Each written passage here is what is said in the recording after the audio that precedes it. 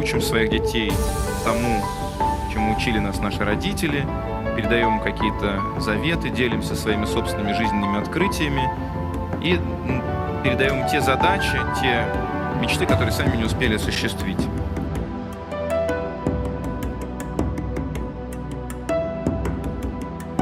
Поразительно.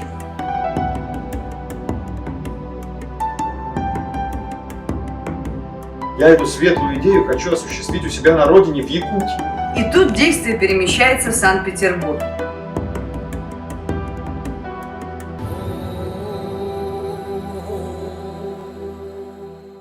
Доброе время суток, вас приветствует Якутск, меня зовут Владислав Левочкин, и я люблю литературу так же, как любите ее вы.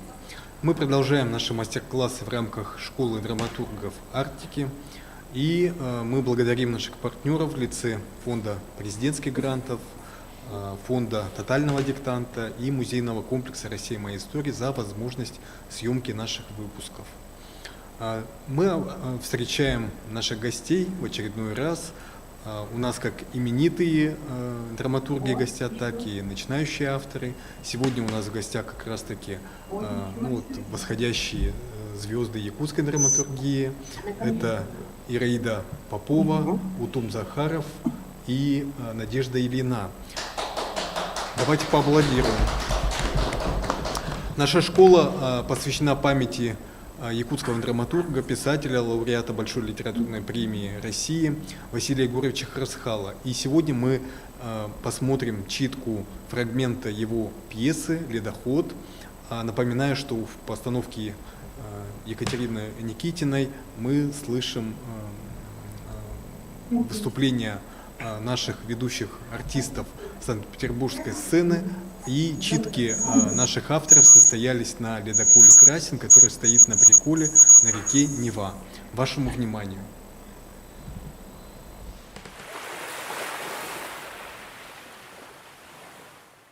Василий Никифорович, это я, Алексей, отзовитесь. Вы, оказывается, здесь. Ох, и напугали же вы меня. Утром встал, а вас нет. Почему вы один через протоку переправились? Сынок, это мой родной дом. Здесь я вырос, родился и вырос. Тут на просторах Бюльтегера прошли мои самые счастливые и горестные, тяжелые годы. Сынок, там в амбаре есть топорик, вынеси его. Возьмем с собой. Воспоминание первое. Молодой Василий и молодая Катерина.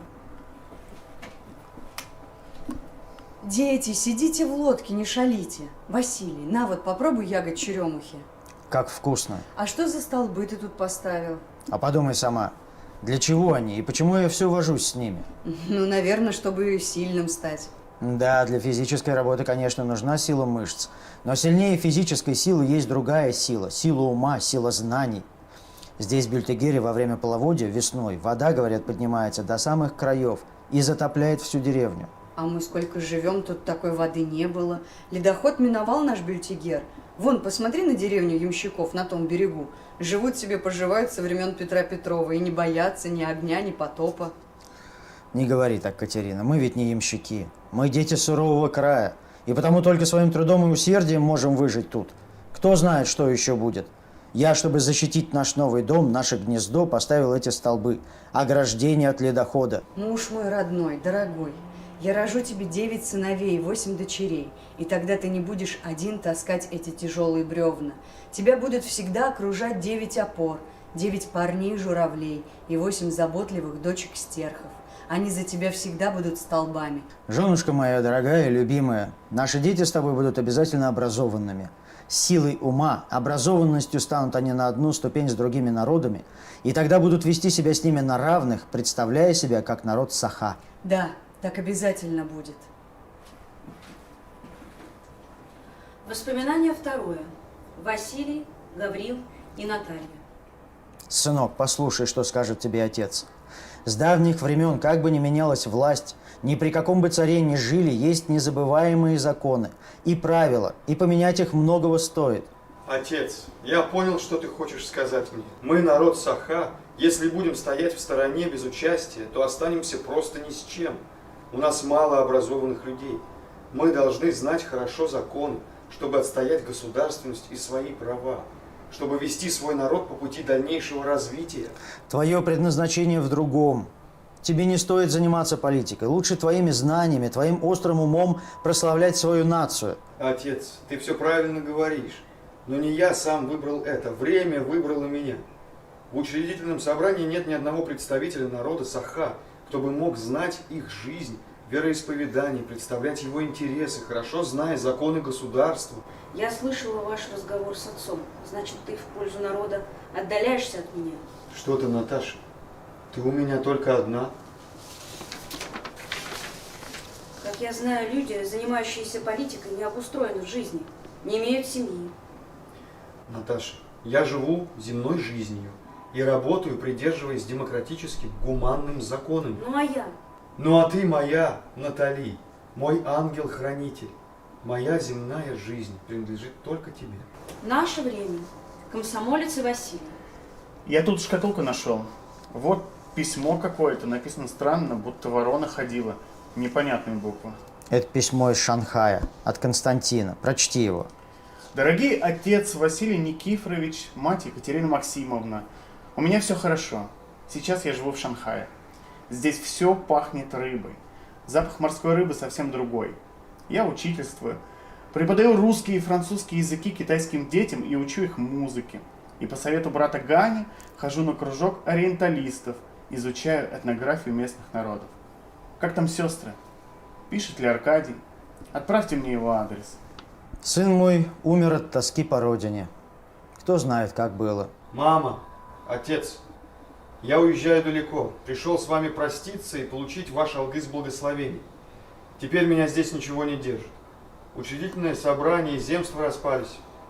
Моя мечта, выношенная еще с Томска, о великом или Якутии, треснула. И потом Наташи моей не стало. Умерла при родах. Что делать, сынок? Так случилось. Мужчина должен быть крепким. Ты ведь из рода Ксенофонтовых. Василий и уполномоченный. Здравствуйте. Народ говорит про вас, что вы очень мудрый старец. Вы вот, оказывается, какой. Очень рад познакомиться с вами. Я уполномоченный в ЦИКа. Да, я слышал. Ввиду того, что здесь сложилась особо сложная обстановка, меня откомандировали сюда из Москвы. Я знаю. Я подробно ознакомился с программой конфедералистов. В ней очень четко и правильно показана ленинская национальная политика. Ваш сын, оказывается, большой ученый и вообще очень умный человек. Жаль, что местные патриоты-недоучки не нашли с ним общий язык. Этот конфликт и привел к вооруженному столкновению. Настоящие виновники будут обязательно наказаны. Эти так называемые патриоты-недоучки ведь тоже наши же дети, наши якутские дети. Мы бы без вмешательства со стороны сами бы во всем разобрались. Воспоминание 8. Иван, Василий, Катерина. Отец, мама, это я, Иван, живым вернулся из ада. У меня есть письмо, я искупил вину. Теперь я свободный, буду жить мирной жизнью. Но теперь меня с ярлыком врага народа не возьмут учителем в школу. Но ничего, я на Беломор-канале не такую еще работу выполнял. Мне сейчас никакая работа не трудна.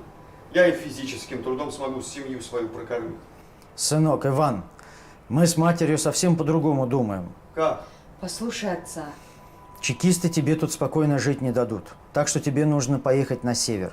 Ты должен поехать в Анабар или Колыму и жениться там на местной женщине и продолжить наш род Ксенофонтовых. Род наш не должен прерваться. Твое предназначение таково. И дочери мои, Татьяна, Евдокия и Елена, тоже должны отсюда уехать. Такое время настало. Выйдите замуж за нареченных вам женихов. Слушайте мой наказ. Вы родите и продолжится род не только Ксенофонтовых, но и других представителей всего хангаласского улуса. И они станут достойными патриотами своего народа. Если же вы будете легкомысленны и беспечны, то народ наш потеряет свое лицо как народ. Не будет у него будущего. Не бойтесь, преодолевайте трудности жизни. Идите вперед, учите потомков своих мудрости предков. Никогда не забывайте, что вы матери. Высоко и гордо несите имя свое. Пусть продолжается род, пусть процветает хангаласский народ. Слышите меня, люди хангаласского улуса? Эти слова предназначаются вам. У вас у каждого за спиной свернуты крылья. Вы должны выбрать свой правильный путь, и тогда эти крылья развернутся. Обретут силу и мощь. И тогда вы, как орлы, взлетите высоко в небеса. Первый дождь намочит вам крылья. Ветер будет мешать вам лететь. Но вы стойко должны бороться с невзгодой, а не то вам на землю лететь. Ваш ум, смышленность поможет перенести все невзгоды, чтобы дальше парить в вышине. Все предвидя издалека, помогая народу Саха. Молодежь хангаласская, слышите?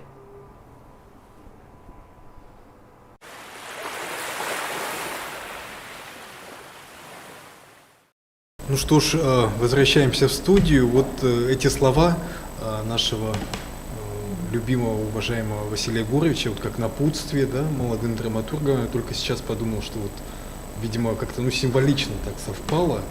И вот вы все тоже были с ним знакомы, да, с Василием Егоровичем. Многих, конечно, опекал, многим стал таким вот человеком-гуру. Хочу спросить у вас, как вот сложились первые шаги в драматургии, каким образом вы себя стали ощущать как драматурги. Тема нашей встречи как раз вот первые шаги и роль гуру в творческом становлении. Пожалуйста. Я, наверное, начну. Я вообще, еще, наверное, с детства мечтала быть писателем. В 6 лет у меня была общая тетрадь. Мама подарила мне ручку и вот эту тетрадь, и я туда записывала разные истории свои. Там что-то там такое, моя мурка, мои овощи, что-то такое, маленькие короткие сочинения, и представляла, что вот это все потом станет книгой. Вот. А вот именно конкретно, если говорить о драматургии, то это было в 15-м, по-моему, году. Объявили конкурс драмы, журнал «Чулбон», литературный журнал «Чулбон». Вот. И коллега моя, Анна Егоровна Винокурова-Аисхана, сказала, вот, Ираида, говорит, напиши, говорит, у нас так мало авторов. Напиши, говорит, что-нибудь, просто чисто поучаствуй. Вот у всех разный опыт. Вот как раз Ираида является ответственным секретарем «Полярной звезды», журнала «Полярная звезда». Чулбон — это сахаязычный, получается, вторая часть издания, которая как раз-таки на якутском языке. И они проводили конкурс на якутском языке тоже. На якутском языке. Вот. И так родился новый драматург. Конечно, опыт у всех разный, кто-то ставился, кто-то еще нет, кто-то только в конкурсах участвовал, кто-то в читках. У вас уже есть как раз-таки постановки, да, по вашим произведениям, поскольку вы же на местном материале работаете, да? Я, можно расскажу, да, тоже? Пожалуйста. Расскажу. Я вообще раньше думал, что я случайно сюда пришел, да, то есть в драматургии. Как раз-таки меня позвала Надежда Ильина. Я тогда работал, и она позвонила, говорит, сегодня лаборатория драматурга будет, Вячеслава Дурненкова. Тебе это интересно? Мне, конечно, все интересно, да, все новое. И я пошел туда. И, все закрутилось, завертелось, и этим летом я написал свою первую пьесу. И в тот раз, когда Владимир Федоров рассказывал свою историю, да, «Созвездие Марии», нет, у него какая-то первая пьеса, да, постановка, он там, он упоминал у него там ролей было 20 с чем-то, 5 или как-то. У меня тоже схожая ситуация была. У меня в первой пьесе ролей 38. Я не знал тогда, что законы драматургии, да, что, может, артистов не хватит. Просто написал. И потом мне все это потом уже объяснили. То есть это вообще первый опыт был? Да, первый опыт. В рамках семинара, да? Я летом сено косил и вечером писал. Все время я думал, да, у меня такое, да, воображение с детства. Оно такое постоянно, но в другом мире я обитаю, когда пишу, да. Это у меня как хобби получается. И у меня сейчас 2 пьесы должны поставить, нет, должны, просто в Сунтарах 2 пьесы ставятся, и пока все. А так я вообще написал 5 пьес. 5 пьес. Хорошо. Надежда, пожалуйста, у вас как сложилось? Я тоже присоединюсь к Ираиде, потому что в детстве я со своей подругой играли в куклы, двигали этими маленькими куклами, и у них были свои нравы, характеры, сюжеты, эти. И как-то я вообще пишу стихи, и драматургии я, когда училась в факультете якутской филологии, заместитель декана позвала, Дора Васильевна, и дала мне задание написать мюзикл. Я покопалась, почитала и написала. Должны были ставить в тогдашнем Якутский государственный университет студенты. Режиссером был Сергей Потапов, режиссер. И тогда то, что я написала, он посмотрел, почитал и оставил только моих героев. Пришлось мне с ним заново все это написать. И это была первая постановка, которую поставили в культурном центре Государственного университета. Затем в моей родине, в Меликом-Галасском Улусе, несколько раз ставили «Выпущенная стрела». Молодой режиссер Данил Осипов. Это инсценировка про нашего национального героя Манчары. Есть участники конкурса, которые ознакомились с вашими произведениями, которые были опубликованы на сайте школы драматургов, и они прислали свои вопросы по вашим произведениям. Пожалуйста, первые вопросы были от Уму Захарову. Случай с девушкой произошел в жизни или это случай, выдуманный вами? Это имеется в виду заболевшая энцефалитным клещом, да? Такой вопрос от Марии Семеновой из Нюрбы, пожалуйста. Но этот случай произошел в жизни. Могу, кратко рассказать. Я люблю шариться в старом хламе, да? У меня есть дедушкин амбар, там все завалено старыми вещами. Я нашел оттуда один ящик, она была полностью забита письменами, да, там письма были. Моя мама, когда в молодости, она переписывалась со всей союзной республикой, да. И там это некрасиво, да, с моей стороны, но я как-то хотел понять, молодость моей мамы, да. Я начал читать, да. И там было 2 или 3 письма от женщины по имени Валентина. Она тоже из Якутии, и она писала из больницы постоянно. И я понял из письма, что она тоже была студенткой, и во время летней практики она геологом была, ее укусил энцефалитный клещ. И потом я когда хотел написать про это пьесу, я нашел ее. Но меня с ней не контактировали. Она осталась одна, у нее, по рассказам уже матери, у нее была только мать, да. И сейчас она, с тех пор она не оправилась, она, инвалид, она не может ходить, встать, говорить, вообще двигаться, да. Она недееспособная, как бы. И это меня задело, как бы, да. Ощущала, что вы работали с каким-то материалом, потому что, такое ощущение, как бы действительно письма чужие, да, читаешь. Есть письма, все это зародилось, да, так сказать. Очень интересная история. Еще один тоже вам вопрос. Почему именно Пироп убеждает мать больной девушки поверить парню? Сардана Федорова из Хандыги спрашивает. Пироп это вообще, это спутник алмаза, да, так и называется пьеса «Спутник алмаза». Да. Допустим, есть кимберлитовая трубка, да, там содержание алмаза бывает очень, маленького, да, так сказать. И постоянно геологи, когда они шурфу делают, да керны вытаскивают, они ищут именно пироп. Если, допустим, там есть пироп, который больше там бывает, чем количество алмаза, да, если там бывает пироп, то там точно есть алмаз. И поэтому пироп называется спутник алмаза. Она кровавого цвета, такого тоже, багрового, да, она тоже, это тоже минерал камень. И, как он убеждает? Почему? Потому что девушка понимает, что это, что это общая, цель геологов, да, понимает, что именно пирог, она, Валентина, да, настоящий герой, она, по рассказам матери, она была самой передовой ученицей, ее хотели куда-то еще в аспирантуру, куда-то, в центральный город туда отправить. И один укус клеща, и все, жизнь так сложилась, да. И потому что вот она, когда увидит пирог, он думает, вот Егор, когда она увидит пирог, у нее вот это все возродится, как бы. Она, ну, песня, я хотел вот характеризовать ее такой, ну, бойкой, да, ну, бойцом, да, стойкой такой, ну, целеустремленной. И вот это вот как бы так. Ну.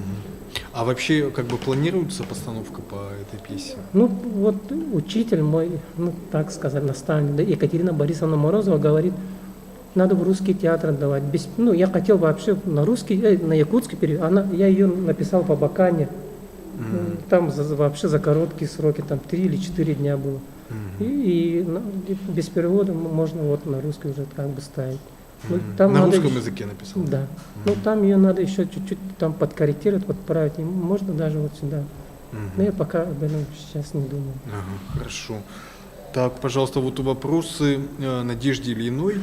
Вы бы согласились на то, чтобы по этому сценарию был снят фильм? Это вот у вас про вот эти вот Инстаграм, да? Инстаграм, да. Конечно, я бы согласилась. Согласились бы, да? И как вы относитесь к клиповому мышлению? Вопрос от Борисова Виктора. Но клиповое мышление это стало как бы частью жизни нынешнего времени, да? Все быстро, то есть, и вот этот ритм тоже вот чувствуется вот в пьесе. То есть, ну, в своем произведении вы хотели как-то поднять эту тему с тем, чтобы как-то, ну, скажем, иронизировать, да, на эту тему, может быть, высмеять, да, клиповое мышление и таких людей, у которых клиповое мисление. Да. То есть у вас отрицательное отношение, да? Не одобряете. Да. Так, хорошо. И вот к Ираиде Поповой тоже вопросы. Описанный в произведении случай произошел в действительности. Откуда появилась идея воронки? Ну вот идея воронки, она у меня очень давно была. Я вообще сначала представляла вообще, что это будет прозаическое произведение. Я просто представляла, что это все будет происходить просто внутри воронки. Что там вот 3 человека, советский солдат, немецкий солдат и медсестра. Вот. И вот это вот как бы я представляла вот это событие только в одной только воронке. А потом вообще у нас такое это есть интересное явление. Наши девушки выходят замуж за немцев. Вот. И каково это вообще их дедам? Вообще, вот, каково вообще все вот это вот переживается, да?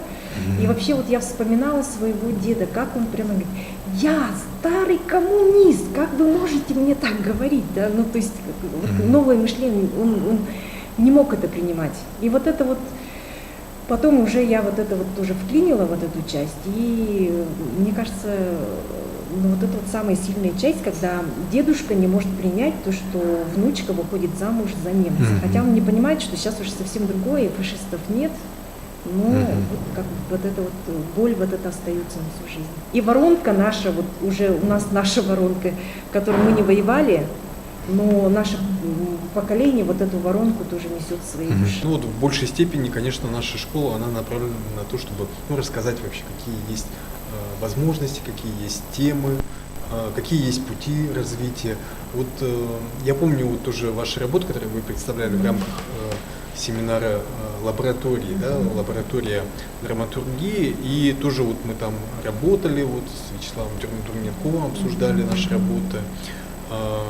Вот потом у вас были поездки, да, на фестивале, на школы современной драматургии. Вот что вы для себя вынесли из этого? Какие у вас вообще впечатления? Надо ли это вообще? Нужно ли это? Хотите ли в дальнейшем тоже участвовать? В прошлом году осенью мы поехали в фестиваль «Ремарка», да? В город Красноярск. Ну, мне кажется, ну, я как новичок скажу, что это, ну, отличная возможность увидеть все со стороны, да. Вот. Там просто, ну, там как современный театр, да, они говорили какой-то. Да. Вот. Жанр вообще мне непонятный был, но этот, ну, люди, значит, понимают, значит, может быть, так надо, да. Там читки были читки 4 дня, да? Да. 3-4 дня именно современных пьес, затрагивали различные темы, и после читок обсуждали обсуждение пьес, где вот, И какие у вас впечатления? Впечатления, конечно, очень хорошие, потому что для себя очень многое мы освоили вот эти. Ну, у вас какие-то есть, тоже появились какие-то да, планы, да, да. какие-то идеи появились, да? То есть вы хотите продолжать, у вас окрепло ваше желание вот состояться, да? в драматургии? Да, конечно. И еще вот до Нового года, вот в декабре тоже зимой, мы ездили в Абакан, в Хакасию. Ну, это было уже школа, да, драматургов, ну, национальной драматургии, да. Вот, и, ну, вообще этот уникальный, так сказать, проект, да, который вот проводит город Москва, именно вот по национальной драматургии. И он уже проводится, если не ошибаюсь, уже 6-й или какой-то раз. И там ты общаешься именно вот с писателями, драматургами. С теми, кто в национальной драме. Да, да. И нас всех разместили в одну гостиницу, и мы там как, ну, мы так просто шутя называли тюркский конгломерат, да. Ну, там из Алтая было, там из Хакасии, из Тывы, ну, из Саха, как бы, да. И там уже идет настоящее обсуждение. И то, чего я никогда не, ну, еще до этого не понимал, я все там обрел. Там, ну, отточили мой, как сказать, мой стиль, да. Просто, ну, просто сказали, что ты пишешь, как вот эти, ну, назвали двух людей, и ты пишешь, как они, и тебе надо их пьесы читать. И все у тебя, ну, как бы пройдет. Ну, пока я их не читал, но я их помню, да. Ну, и советом очень хорошо помогают вот это. Там каждый день он был тоже как бы уникальный. И вот тоже вот Надежда говорила, вот обсуждение вот после пьес, вот это очень помогает. То, что ты не можешь понять, не мог понять, да, они обсуждают и как бы дополняют тебя. Что, ну, ты понимаешь, что надо вот даже, я вообще, оказывается, не так смотрю, да, не так понимаю, а надо вот так еще вот смотреть. И вот обсуждение вот это вот, ну, самое вот это, ну, как сказать правильно-то? Ну, да, вот необходимая, ценная вот, именно часть. А вы там работали, вы там что-то свое, ну, создавали там в рамках школы, да? В Хакасии? Да. Да, Ну, мы там пьесы Хакасии писали. сами писали, да? Ага, ну, я помню свой первый И день, вот как вот, про пирог было, да, мы отсюда уже поехали туда, ну, с почти готовыми пьесами, да, с текстами. И как я помню, вот первый же день разорвали мой текст и выбросили, и сказали, это не пьеса, сиди и пиши. Я закупился Заново, там с книгами, я, ну, просто меня поставили перед выбором. Пишешь, ты с нами, нет, ну так бы не с нами, да. Я пошел в гостиницу, зашел и начал читать, как вообще все это. И вообще первый раз тогда я интернет включил, да, а вообще как писать правильно, да. И нас разместили, мы там жили с парнем из Тывы, Кижик, да, вот переводится с части, он, ну, гордится своим именем, он такой, ну, молодец парень, да, молодой. И он говорит, он научил меня многому, как надо вот сначала план строить, да, ну, план пьесы делать, как надо вот, ну, людей характеризовать, вот все это, через все это вот приплеталось, и вот за 3-4 дня уже, ну, пьеса была уже полностью все поменено. А вот это вот про пирог, это последняя твоя работа, да? Ну, да. Вот, ну, я участвовала вот на семинаре Василия Егоровича Харсхала, и вот это на этих мастер-классах Дурненкова, Владислава Дурненкова. Вот, а желание у меня действительно есть огромное. Вот, ну, я как бы пьесы вот эти пишу. Вот, у меня сейчас около 6, наверное, пьес написанных, и, ну, одну из них вот Сунтарский театр тоже собирается ставить, вот с Ириной Митиной работаем. Перспективно публиковать пьесы, да? Конечно, я вообще помню, что когда я была ребенком, вот, мама все время читала нам вот эти вот пьесы. Я даже в дошкольном возрасте помню, что она читала эти пьесы, и это было очень интересно. И я даже помню, что люди вообще выписывали вообще «Полярную звезду» и «Хутугусулус», ныне Чолпон, который, именно из-за пьес, потому что это было очень интересно, ну да, это очень интересное чтение, и иногда даже можно было читать по ролям, это уже такая домашняя читка получается. Тоже очень интересно. И, ну, с учетом того, что у нас много народных театров, да, я думаю, это тоже такой бесценный материал Да. на родном языке, допустим, да, и на местную тематику произведений, как раз таки то, что можно, ну, вот осуществить именно в качестве постановки. Мы очень рады видеть и слышать наших экспертов. Ваши пьесы еще у нас не ставились в нашей театральной республике, а у нас очень насыщенная театральная жизнь. Пожалуйста, Михаил, как вы на это смотрите? Добрый день. Я сегодня появился, во-первых, с целью всех поприветствовать начинающих драматургов, делающих свои первые шаги в театре, и тех, кто уже уверенно вступил на эту территорию. И мне кажется, это очень важно, то, что происходит, потому что начинающему драматургу, конечно, нужна поддержка.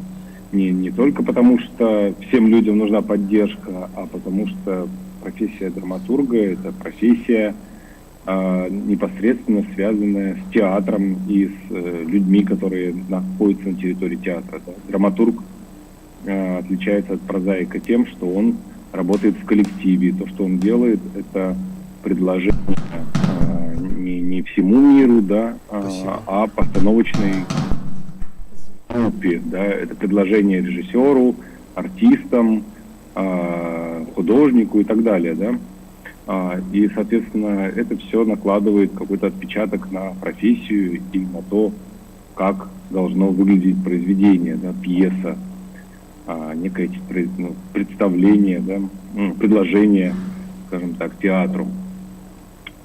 И если говорить про первые шаги, да, в театре, то, конечно, очень важно, чтобы драматурги общались между собой, находились в каком-то коллективе, слушали пьесы друг друга, потому что только так происходит какой-то внутренний рост автора, происходит его становление, скажем так, да, отталкиваясь от того, что происходит вокруг, потому что драматург — это профессия абсолютно практическая.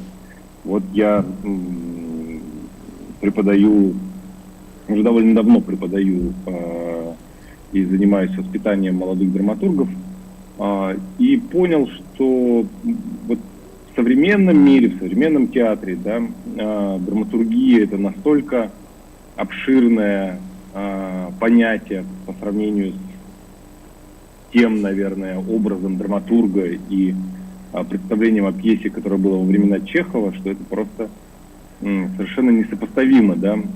Если раньше можно было теоретические какие-то основы дать человеку, там, прочитать лекции, почитать учебники и как-то понять, что такое драматургия сегодня и что такое пьеса сегодня, то сегодня этого уже недостаточно. Без живого контакта с театром,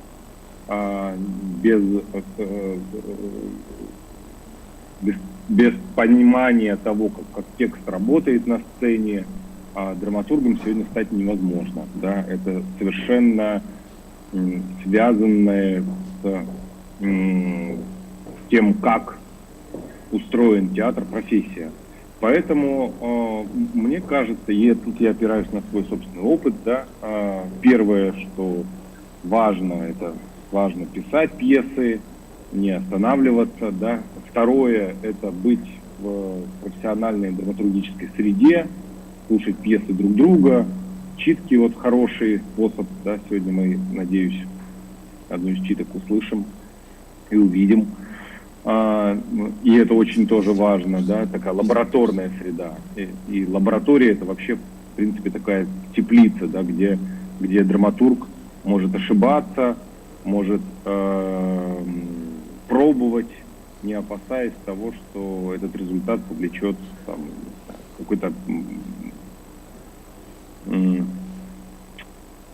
что этот результат не окажется каким-то негативным не только для труппы, которая ставит, да, его пьесу, но и для зрителя.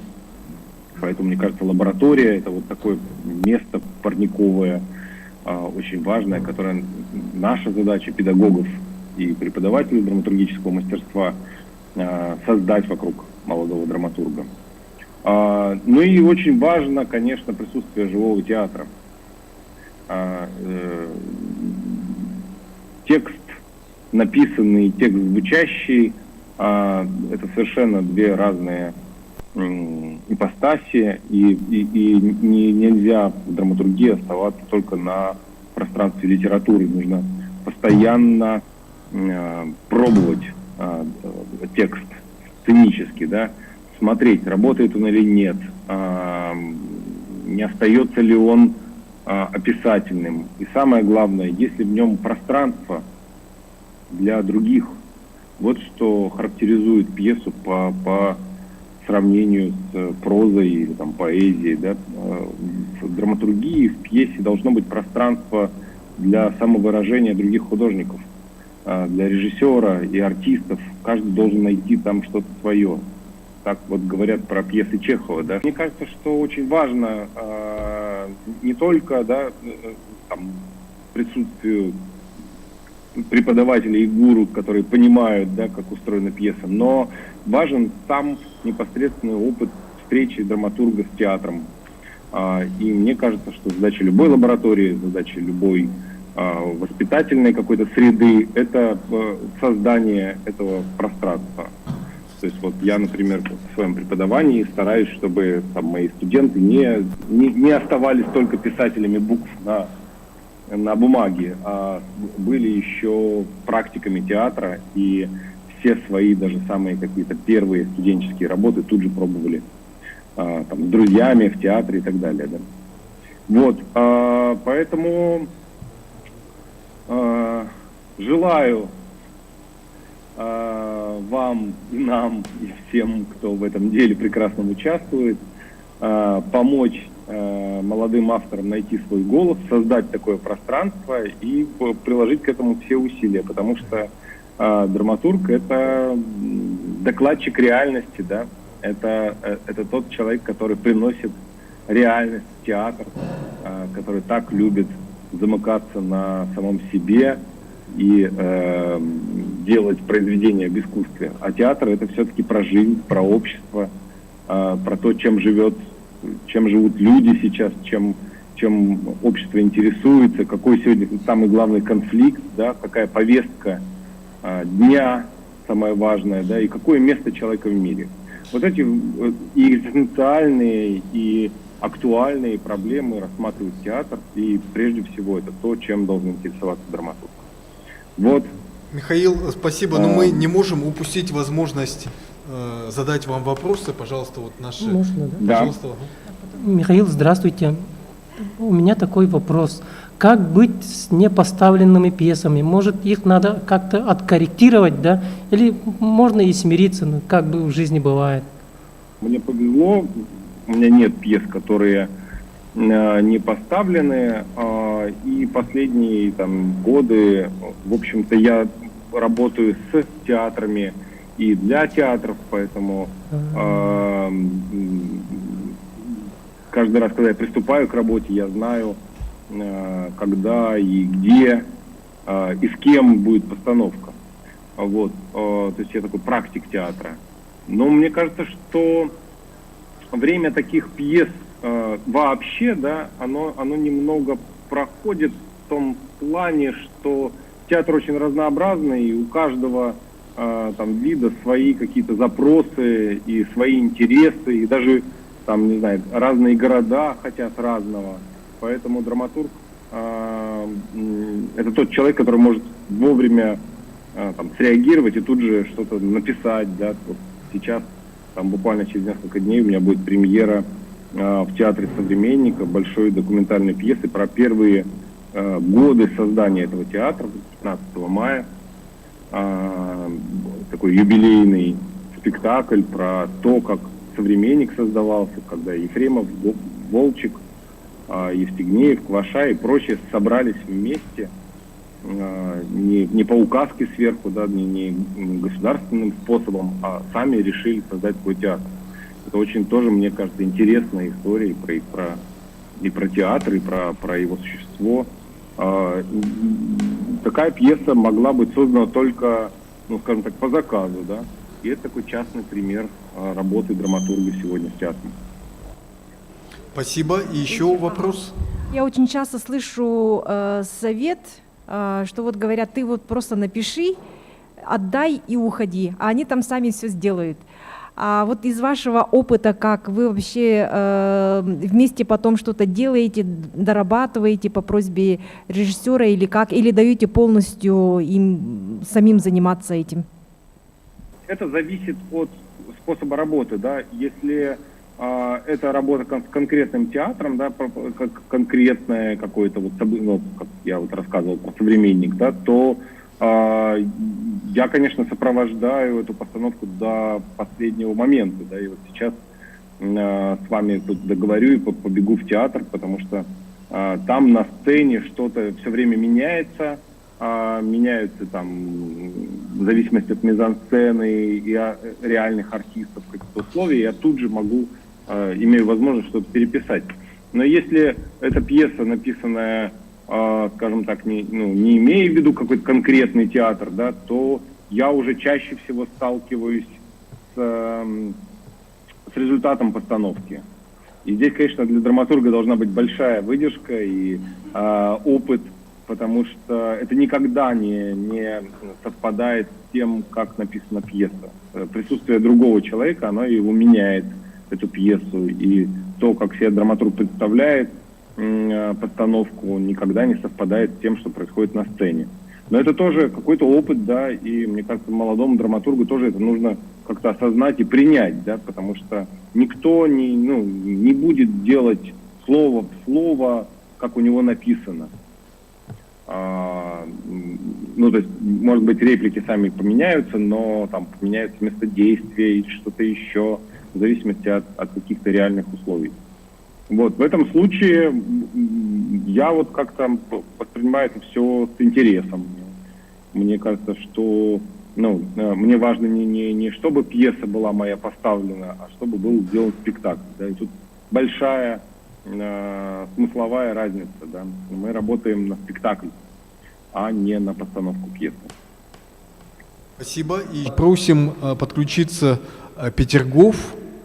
У нас на связи Центральная районная библиотека. Добрый день, дорогие коллеги. Надежда Кузнецова, руководитель секции драматургии Союза писателей Санкт-Петербурга.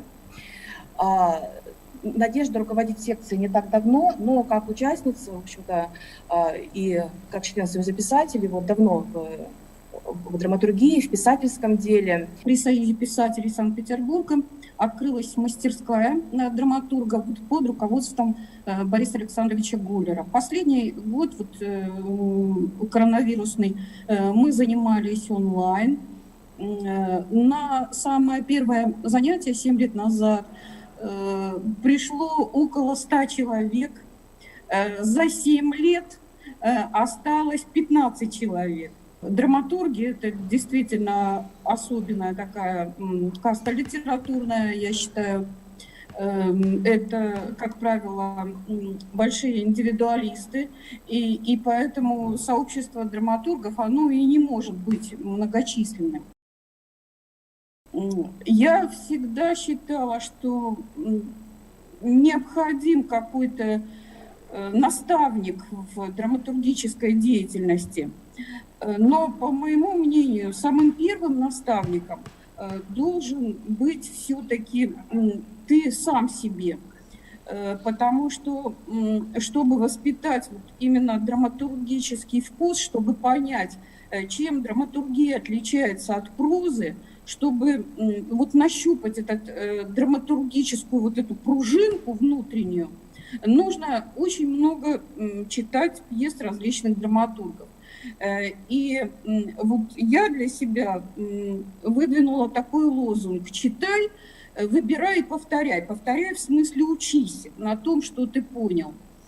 Для меня гуру в драматургии – это Шекспир, это Михаил Булгаков, его пьесы, это Максим Горький с его драматургическим наследием, и это испанский драматург Алехандро Кассона, чьи пьесы с юности, когда я их видела в театре, стали мне душевно близки.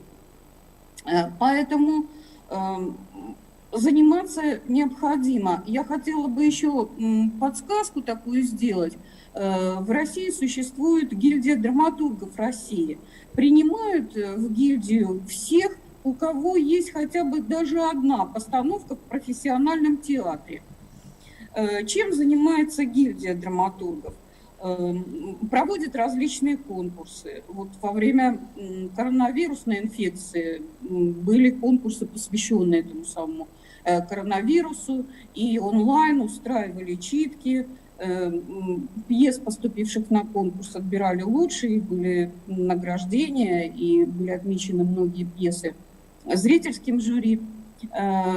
Поэтому, если у вас есть желание расти профессионально, то есть уже крутиться вот в этом соусе профессиональных драматургов, то я советую вам подать заявку в гильдию драматургов России, и в интернете вы найдете их сайт, почитайте о них. Это очень полезно для внутреннего развития. Ну, про саморазвитие я уже сказала, и так как у вас все-таки в Якутии уже создано драматургическое сообщество, нужно этому только радоваться, гордиться этим и продолжать вот заниматься, расти, устраивать конкурсы различные. Я только приветствую то, что вы объединились в сообщество, и у вас такие замечательные молодые драматурги. Пьесы, отрывки, вернее, из пьес я прочла, и если у нас будет такая возможность, мы потом практически поговорим, потому что у меня есть вопросы. Я представляю Евгению Алексееву. Евгения тоже драматург, филолог по образованию, преподаватель и основатель проекта «Коронадрама», который довольно сильно нашумел за минувший год в связи со всеми известными событиями, но и не только. Значит, дело в том, что такая проблема существует, что нет таких однозначно хороших учебников по драматургии. Вот. Мы читали Аристотеля и Гегеля, что, конечно, не лишнее, но про теорию драмы я по-прежнему это всегда всем рекомендую. Можно читать замечательные учебники по киносценаристике. Маки, Роберт Маки, известный учебник «История на $1 миллион». Линда Сегер, несколько известных учебников есть. И это все замечательная теория, которая может быть полезна и для театральных драматургов. Например, и про действия, про конфликт, про диалог, как это все писать, это, безусловно, очень важно для пьесы. Но, конечно же, прежде всего необходима обратная связь, когда ты учишься драматургии. Поэтому существует очень большое количество курсов, существует огромное количество, в том числе онлайн-курсов.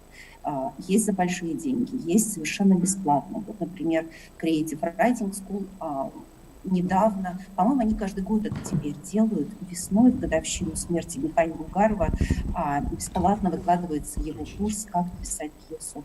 Замечательный курс, я тоже его всем рекомендую. Можно научиться, конечно, индивидуально, face-to-face.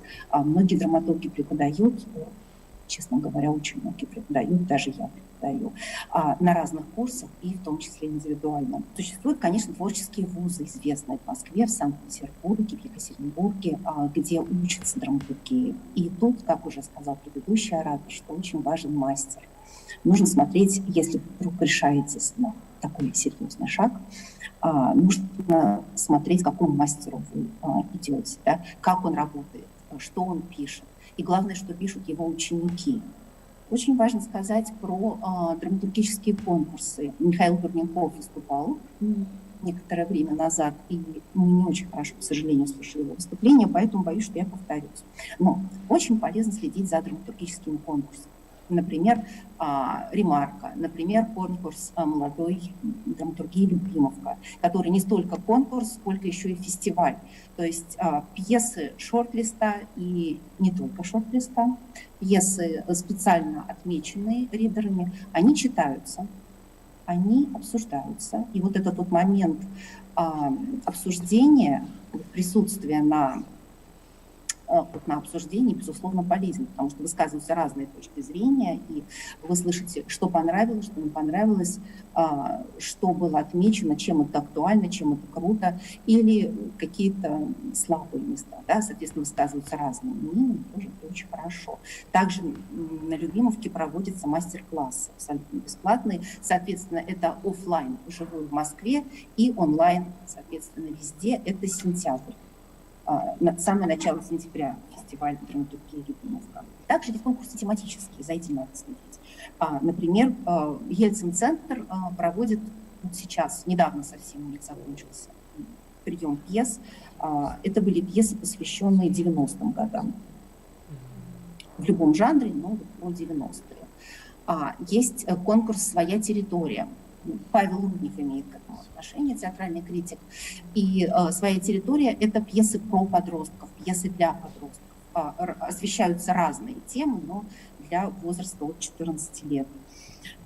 Есть, был тоже недавно конкурс, посвященный годовщине началу Великой Отечественной войны. Тоже, соответственно, можно было бы присылать туда пьесы. Фестивали тематические, феминистские есть. Вот, кстати, если это близко, опять же, фестиваль «Ребра Евы», они проходят раз в год весной, офлайн в Петербурге и онлайн тоже. И у них замечательная, в том числе образовательная программа, бесплатно можно участвовать, подать заявку и учиться драматургии. Я у них преподавала в прошлом году летом. Это такой фестиваль быстрого реагирования на ситуацию. Фестиваль «Коронадрама», который состоялся год назад во время локдауна, когда все закрыли, и люди не знали, как с этим жить, как на это реагировать. И мы организовали вот такой фестиваль, конкурс мини-пьес на тему коронавируса и всего, что с ним связано. Было 3 этапа. Сначала «Коронадрама». Конкурс получился международным, потому что прислали очень много пьес, не только из Санкт-Петербурга, Москвы, не только из разных городов России, но и из Украины, Беларуси, Польши, Италии, Испании. Слушай, из Якутии не было. Кстати, из Якутии не было, к сожалению. Вот. Может, к счастью. Не знаю, как это проходило там. Да. Ну вот, как мы знаем, конкурсов было много, да, и вот на это откликались режиссеры, у нас получился спонтанный волонтерский очень большой проект, было много читок сделано онлайн, были сняты фильмы, и вот последний этап коронадрамы у нас был «Коронаскул», посвященный онлайн-образованию, когда школы в Москве были закрыты, вузы много где, в том числе в Санкт-Петербурге, были закрыты, и нам казалось важным осветить эту тему, и вот мы делали конкурс про это. Вот, то есть вот это все нужно смотреть, это все нужно искать, информация есть тоже в интернете на сайте, все конкурсы. Да, вот. Есть такой сайт, очень полезный, можно всем рекомендовать, и драматургам, и прозаикам, и поэтам. Все конкурсы, по-моему, .ру, да? Все конкурсы .ру, у них там есть подписка, то есть не обязательно каждый раз ходить на сайт, можно один раз подписаться, указать свою электронную почту, и будете получать рассылку. Евгения, по-моему, обрисовала столько возможностей по обучению и онлайн, и офлайн, и конкурсов, что я боюсь, как бы она не переманила ценные кадры из Якутии. Будьте осторожны. Пользуясь случаем, хочу поблагодарить Евгению. Мы немножко общались по электронной связи, вот по одному моему произведению. Вообще, на самом деле, такое общение очень многое дает. Алина Карпова является организатором международного форума для молодых писателей России, стран СНГ и зарубежья «Липки» фонда Сергея Филатова. Я один из организаторов форумов молодых писателей, которые, в общем-то, проходит уже 20 лет. Это мероприятие уникально тем, что фактически писатели со всей страны и даже из стран СНГ и зарубежья, примерно это варьируется от 130 до 160 человек, ежегодно участвуют в таком большом мероприятии. Этот семинар представляет журнал «Современная драматургия». И, в общем-то, что хорошо, авторы лучших работ могут попасть в этот журнал. А особенность этого журнала в том, что он есть во всех театрах. И таким образом у авторов пьес есть возможность попасть на театральную сцену. Участие бесплатное, если вы попадаете в список участников, вам оплачиваются билеты туда-обратно, и неделю вы погружаетесь в литературную такую жизнь, где обсуждают ваши тексты и дают вам обратную связь, которая, безусловно, очень важна. Алина, спасибо большое. Спасибо. Спасибо вам. Поаплодируем. Спасибо. Сейчас мы тогда просим опять подключиться Петергоф, Центральная районная библиотека. Мне очень понравился выбор тематики молодых драматургов Якутии. Я достаточно много читаю пьес современных, и мне показалось, что вот в своем выборе, я вам аплодирую, потому что 3 человека и 3 совершенно разных тематических направления, причем эти темы актуальны в современном мире, о них интересно узнавать, интересно читать, интересно, что думает современный человек на эту тему. Поэтому вот по тематике мне показалось, что вы большие молодцы. Первый отрывок, который я прочитала, это отрывок Утума Захарова. Казалось бы, укус клеща. Несмотря на то, что я не прочла пьесу целиком, по этому отрывку уже видно, насколько автор умеет мыслить метафорами. То есть вот его диалоги достаточно метафоричны. На мой взгляд, диалоги всех 3 авторов немного напоминают прозу. Надо бы поработать над диалогами, потому что многие диалоги – это как вы бы писали в прозе.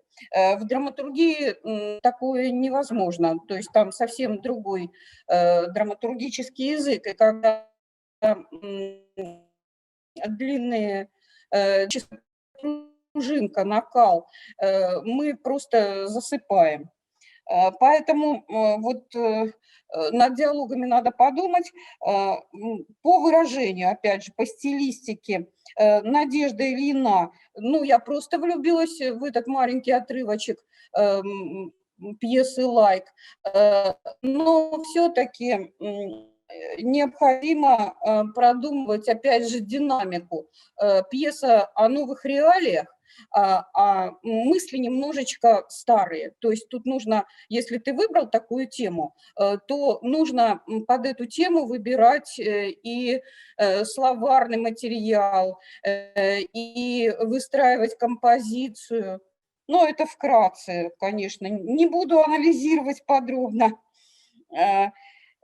Если говорить о пьесе Ираиды Поповой «Воронка», то про тему я уже сказала.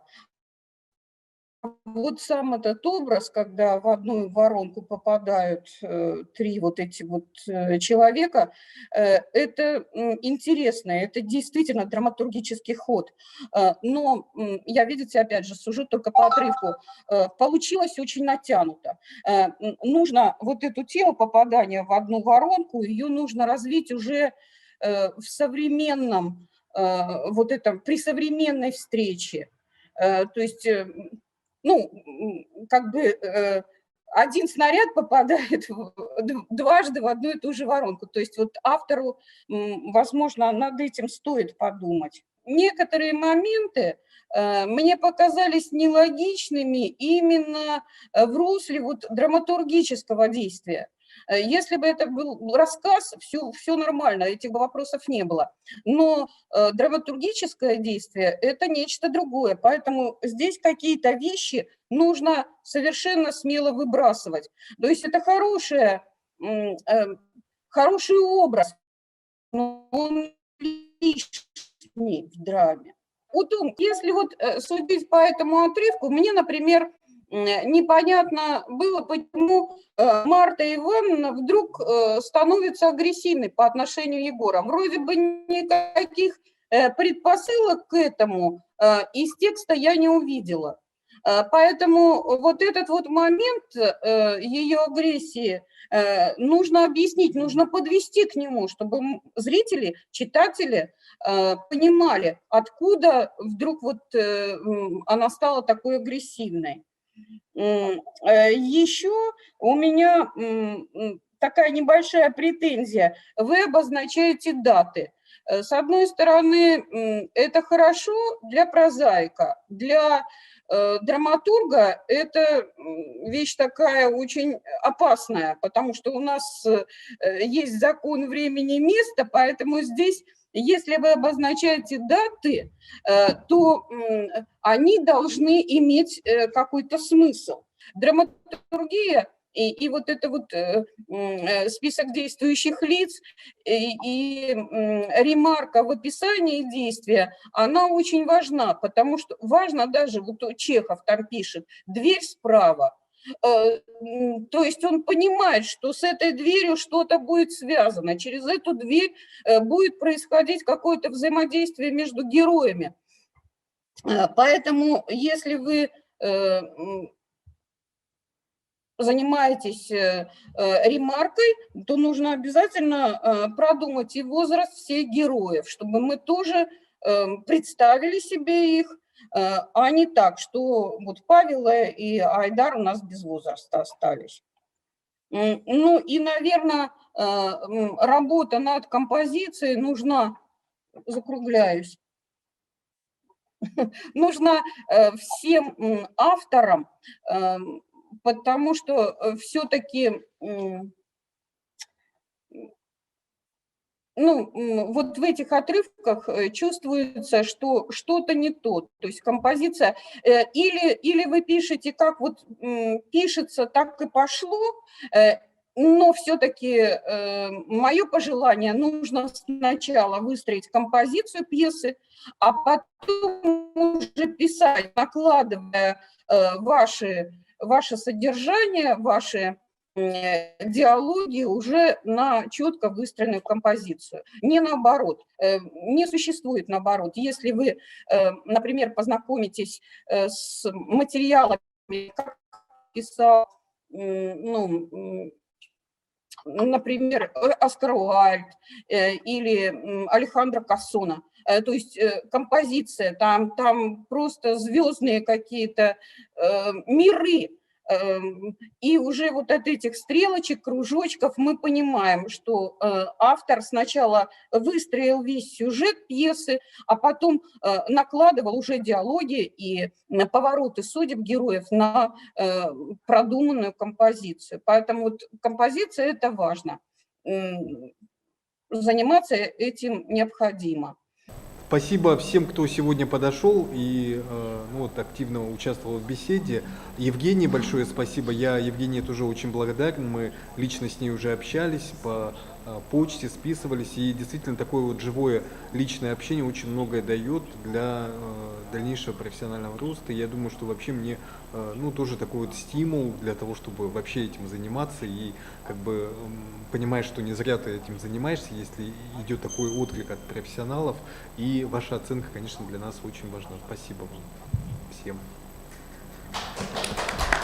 Поаплодируем, да, что мы это сделали. Помашем ручками и, видимо, будем прощаться на такой счастливой ноте. Теперь мы должны подвести итоги нашего конкурса. Подписать, ну вот я так понимаю, что Виктору Борисову в первую очередь, Сардане Федоровой и Марии Семеновой. Наши журналы. И у меня есть для наших гостей, для наших молодых драматургов тоже такой подарок. Это эпическое наследие народа Саха. Новая работа Василия Васильевича. Я думаю, что вам пригодится, может быть, вдохновит на какие-то драматургические опыты.